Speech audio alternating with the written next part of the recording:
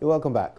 Now, of course, today is important. The Finance Minister, Ken Ofori-Atta, is going to present the mid-year budget review to Parliament. And so we need to start getting our heads around what to expect and how the rest of the year is going to go in terms of our economy. And to help us get to grips with this all-important issue, we've got two guests in the studio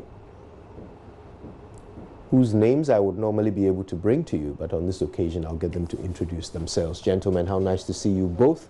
We'll start with you. So, I'm Henry Cheme with iWatch Africa. Nice meeting you. My pleasure. And my name is William Usudemitia. I work as a senior associate at Alina China Associates. Excellent. It's great to meet you both. And of course, important conversation, but let's start off with how we're doing so far.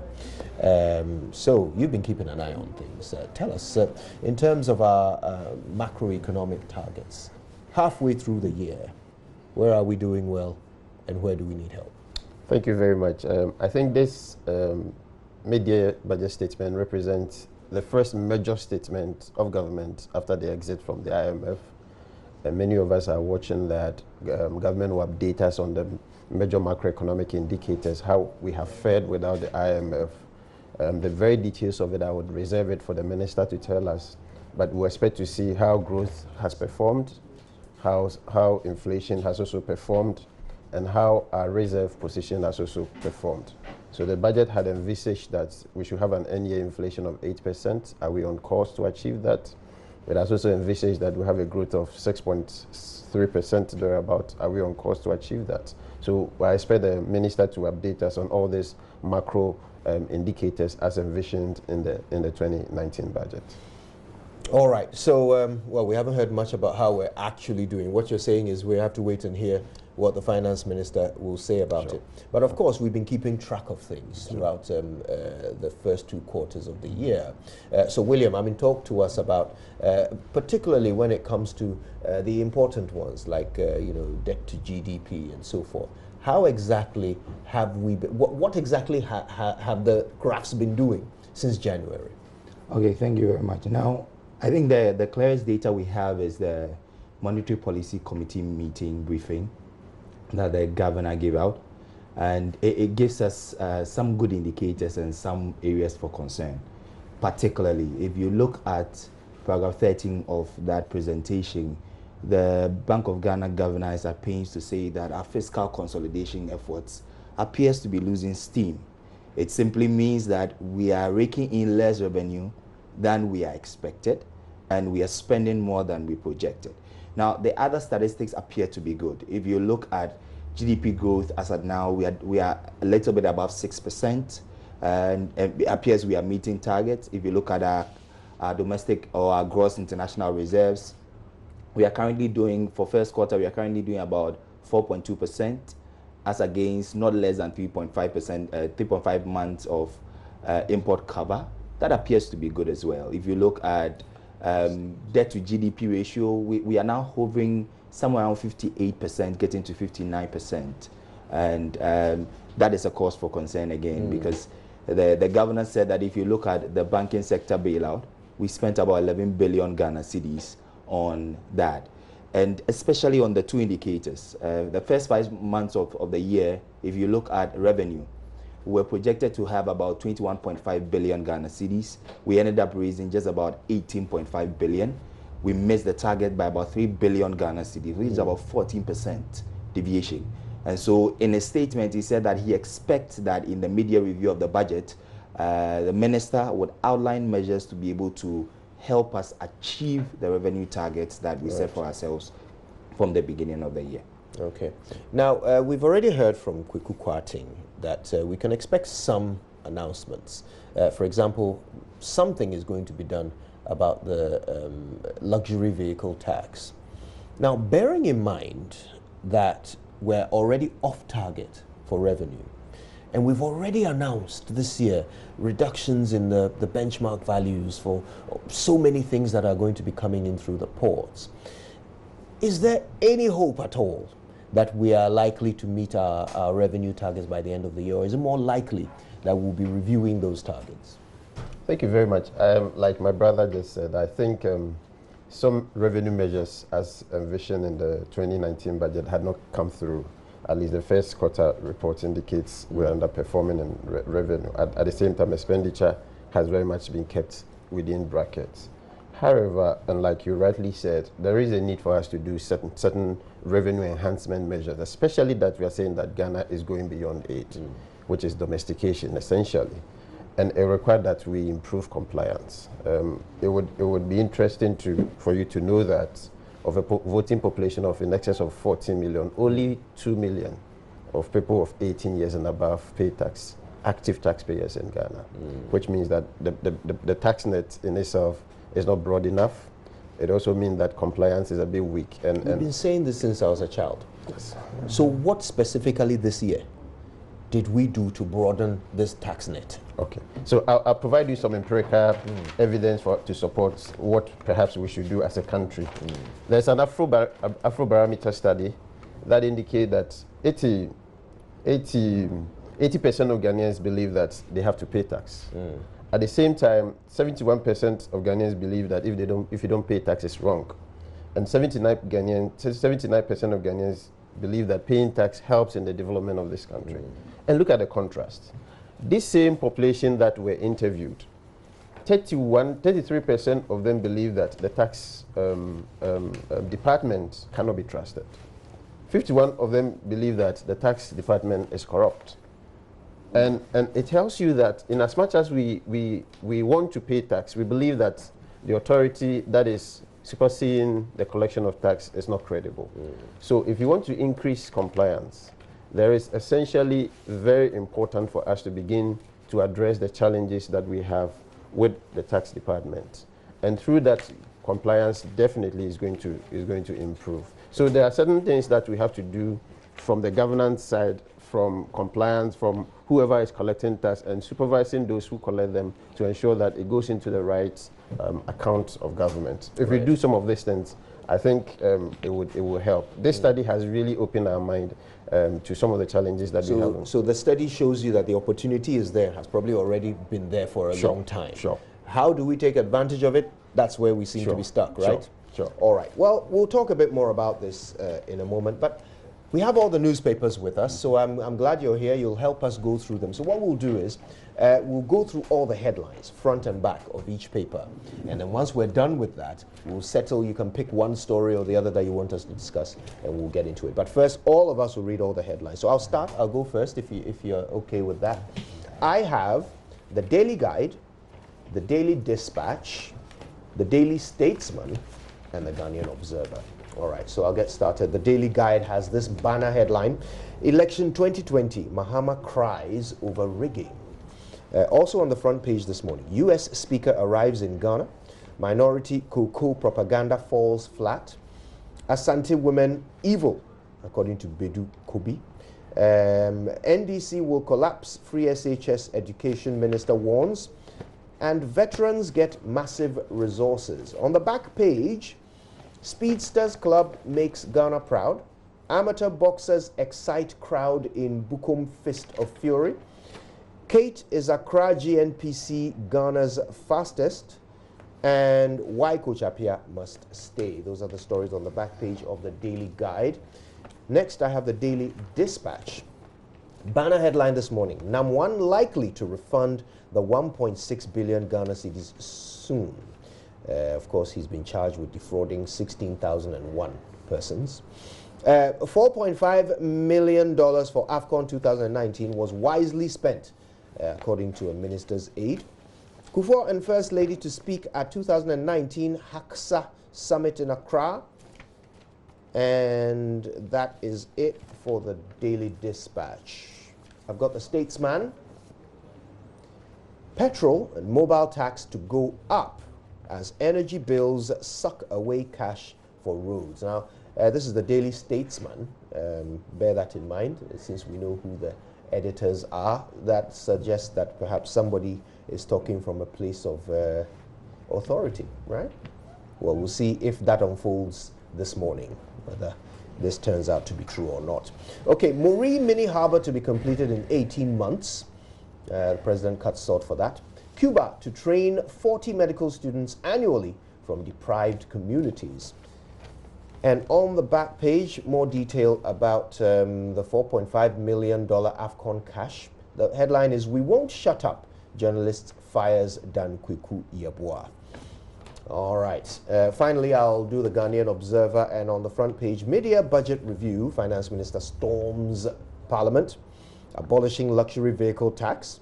Fiscal discipline. Accelerating economic growth et al. On agenda. And that is what the Ghanaian Observer believes.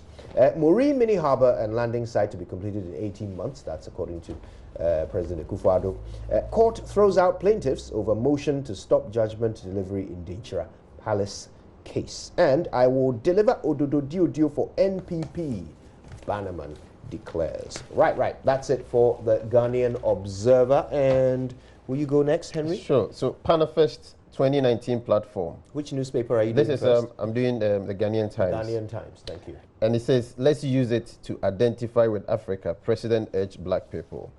On the front page again, you have the Finance Minister presents the mid-year budget review today. And also you have a very important news there. It says government releases 150 million Ghana cedi to defray arrears on Ghana school feeding program caterers. On the back page of the Ghanaian Times, you have woman arrested for attempting to smuggle fertilizer to Burkina Faso. And then GSA cautions traders against adjusting scale. The Finder has as a banner headline 21.7 million paid to 33,000 depositors on the microfinance, closure of 347 microfinance companies. On the front page again, you have US Speaker and Congressional delegation arrives in Ghana. Then you have mobile customers to enjoy 400 MB data, others for 1 Ghana cedi from Glo. On today's newspaper, you have Oforiatta presents the mid-year budget. NLA revamps VAC Secretariat. Otunfo cautions government over university bill. And then at the back page, you have IPLS holds 5th graduation. DR Congo press invites ENP. And also finally, it says review the PSGL mines. And that ends today's paper. The headlines, right? Headlines. Thank you, Henry. All right, so William? Yes, and if you take a look at the daily graphic today, it says slavery must never recur. President says at the start of PANAFEST. Also, US Speaker arrives in Accra. The Ghana Medical Association demands payment of debts NHIA owes health facilities, and injured persons don't claim insurance. That is by Titus Glover. And do not neglect families of missing girls. Child Rights International advocates. At the back of the daily graphic, we have government dredges White Volta tributaries. And that does it for the daily graphic. We have the Gold Street Business. It says industry pushes for policy change. Outlines 10 key areas for attention. The labor market information system starts this year with World Bank support. Also, GRA, that's the Ghana Revenue Authority, usurps parliamentary powers, grants tax exemptions without authority. And at the back of the Gold Street Business, you have GCB Bank pays 16.9 million dividend to government. And Barclays Ghana, SA High Commission support children's home. Then we move on to the Independent. At the front page, you have public university bill. Consult widely before presenting to Parliament. That's by Otunfo. And 2020, I'll beat Akufo-Addo hands down. Mahama vows. And 1D1F, President throws weight behind Keda Ceramics. And that does it for the Independent. Wonderful. Thank you so much. All right. So we can all settle for a story or the other. I want to talk about NAM1. Banner headline in the Daily Dispatch, it says, charged with defrauding 16,001 persons, NAM1 likely to refund the 1.6 billion Ghana cedis soon. Right, now, I'll give my observations, you can chip in, but it occurs to me that he has 2 charges against him. One of them is defrauding by false pretenses. Another one is money laundering. So if he does refund the money, I don't know what that does to the defrauding charge, whether that automatically means he did not defraud anyone and therefore the charge would collapse, or whether based on what evidence they have they might still proceed. It's not clear to me. But I know that even refunding the money would not affect the money laundering charge. I don't see how it would, unless the money laundering is to do with these deposits and these deposits only, and not to do with any illegal means of transporting money out of the country and so forth. I don't know. But the thing that I do know is that even behind bars, you can pay your bills. That I do know. So I wonder, I mean, is there any sound financial explanation for why a person who according to him and his team can pay the customers and was paying them every month regularly, why he hasn't paid them till now? Nobody wants to go first on this one. I mean, okay, well, from a pure legal perspective, the refund of the monies would not in itself be a basis for a failure of the charge that has been preferred against him if there's enough evidence to proceed. Now, but it could be taken into account. Now, the question we ask ourselves is, what is the aim of government in attempting to prosecute him? Is the ultimate aim to recover the monies for the people, or is to serve as a deterrent for others? If the ultimate aim is to recover the money for the people, and that can be done, then they may not proceed on that. Now, again, these are based on assumptions. I do not really know what is the intent of the state in preferring those charges. Now, on the issue of money laundering, as you clearly said, even if you refund the money, money laundering is based on predicate offenses where people decide to hide where they got their money from. And if those facts still exist, if the evidence is still good enough, they can still pursue that against him. And on your point as to whether being behind bars is a basis for non-fulfillment of your obligations, as it were, to some extent, no. Some people have made the argument that, well, he knows what to do, so when he's out of prison, he can contact his people and then they can bring in the money. I do not want to speculate as to what is true and what is not, but in the spirit of everything that is going on, we just hope and pray that the needed resources will be marshaled to give to those who have deposited their funds, and they will be able to go about their lives and live normally, because a lot of the people who invested in there are really suffering. I mean, that is a fact we cannot run away from. So in everything, we pray that there will be an opening and that they'll be able to get their funds and then live their normal life. That is what I hope for. Yeah.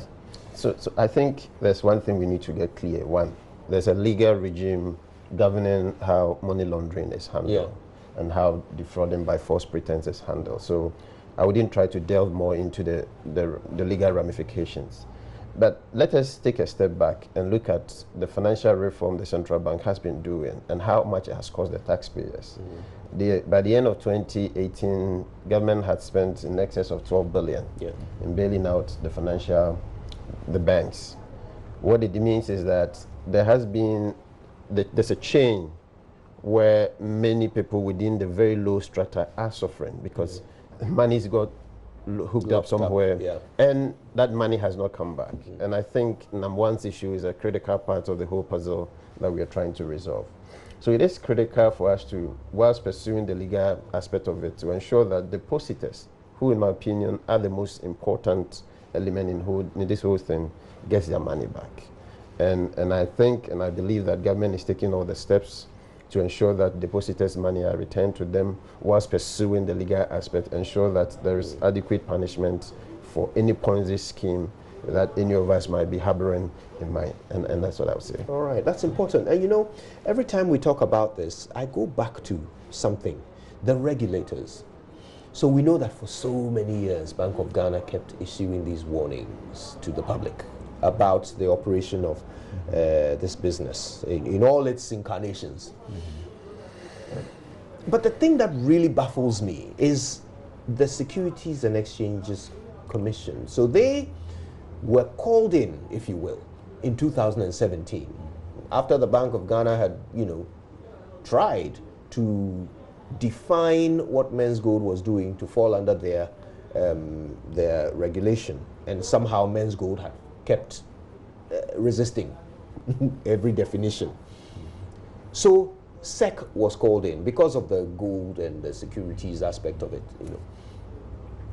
So SEC went in 2017 and actually issued a public statement. That's the thing that bothers me. It wasn't just a letter to Bank of Ghana that leaked. It was a public statement that we don't regulate these people. 2017.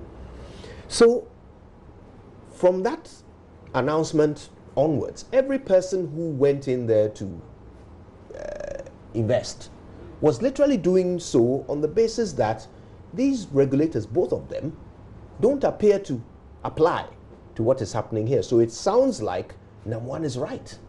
Okay? So all of those people went and invested there. Then there were the pictures of him here and then the billboards and all of that. So eventually, when SEC woke up and decided that, oh, actually what you are doing falls under our jurisdiction, does it surprise you that none of these customers has sued SEC or any of the state institutions that they might see to have failed them?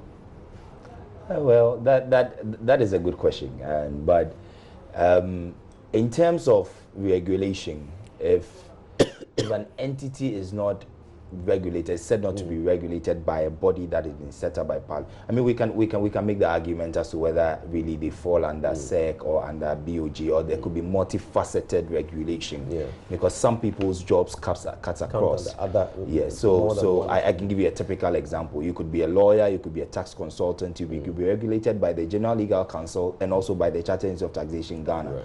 It's possible to have that, and because the nature of the business cuts across various regulators. Now, I think the problem that we had over the period is that we did not see a concerted effort. William, forgive me. We're going to have to come back to that issue because I'm told it's time for sports. But you're staying with us for the morning, so we'll have a bit more to talk about, and we will certainly complete that thought. So stay with us. Sport is up next, but right after that, we're coming back to talk more about the mid-year review.